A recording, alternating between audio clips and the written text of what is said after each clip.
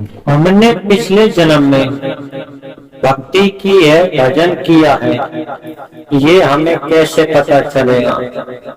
कहा जाता है कि भक्ति बीज पलते नहीं, चाहे युग बल दे अनेक, ऊंच नीच भेदभाव पर रहे संत को संत। कहा जाता है कि जिस किसने भी पुनर्जन्म में भक्ति की है, उस समय उसे भगवान की प्राप्ति नहीं हो पाई है, तो वह अगले जन्म में उत्तम कुल में जन्म लेगा और बचपन से ही वह भगवान की भक्ति के प्रति सशक्त होगा। परंतु जिसने अपने आदि जीवन में भक्ति की है, वे अगले जन्म में उच्च मध्यम परिवार में जन्म लेते हैं और किसी गुरु वाणी के द्वारा ही उनको उस भक्ति का ज्ञान हो पाता है। परंतु जिसने लंबी भक्ति की है या बचपन से ही पिछले जन्म में भक्ति की है, यदि भगवान प्राप्ति नहीं हुई है, तो अगले जन्म में भी बचपन से ही भक्ति उसके मन में घर कर जाए और वह बचपन से ही भक्ति में लीन होने लगे। ये भक्ति का क्रम जब तक चलता रहता है, जब तक उस जीव के समस्त पाप नष्ट न होकर उसे भगवान की प्राप्ति नहीं हो जाती।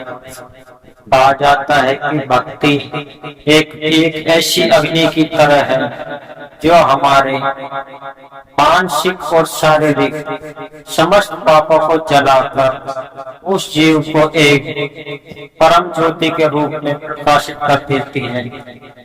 जिस प्रकार एक कीचड़ में लगा हुआ बच्चा यदि हम धोकर उसे उसकी माता की गोद में समा देते हैं, उसी प्रकार गुरु भी अपने शिष्य को उस कीचड़ गंदगी से निकाल कर और भक्ति रूपी मंत्र में स्नान कराकर उसे भगवान को उसी तरह सौंप देते हैं।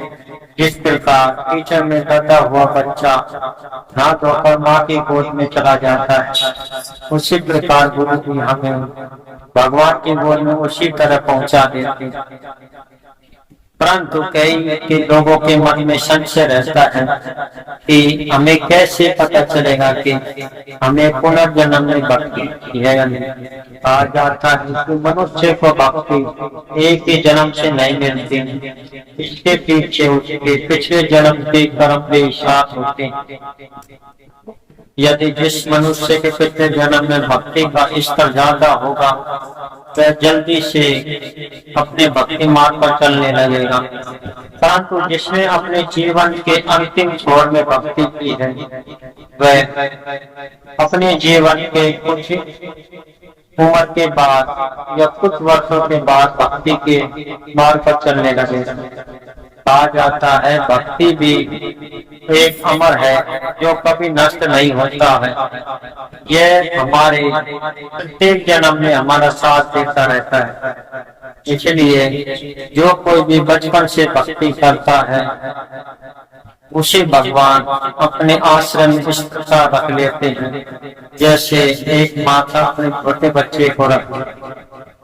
इसलिए जीवन में मौका मिले तो भक्ति का मार्ग नहीं छोड़ना चाहिए और जितना हो सके भगवान की भक्ति में ध्यान देना चाहिए, ताकि हमें दूसरा जन्म लेकर देना ही ना पड़े। यदि आप सभी बातों से सहमत हैं तो वीडियो का पूरा अवश्य बताएं।